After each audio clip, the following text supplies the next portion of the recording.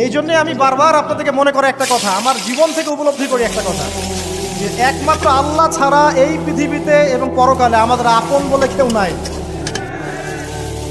বাকি সবাই সবার স্বার্থের জন্য আছে। মানুষ মানুষের অবস্থানকেই মূল্যায়ন করে, মানুষ মানুষের অবস্থানকেই মূল্যায়ন করে। আল্লাহ রাব্বুল আলামিন আপনার ভিতরটাকে ভালোবাসেন। দেখেন, আপনি যখন নামাজ পড়েন নাই, আল্লাহ পাক কিন্তু আপনাকে ধ্বংস করে দেন নাই। আল্লাহ পরম করুণাময় আপনাকে হেদায়েত দিয়ে নামাজি বানিয়ে দিয়েছেন।